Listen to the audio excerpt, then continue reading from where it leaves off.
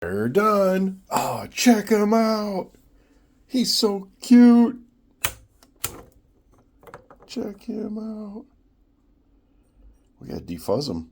You got some fuzz, some gray hair going there.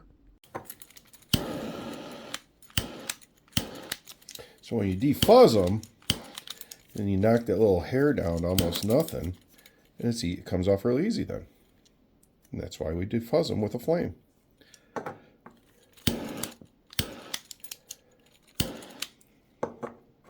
And here's the purge object. It looks kind of interesting, huh? Sure some little kid would like to play with that.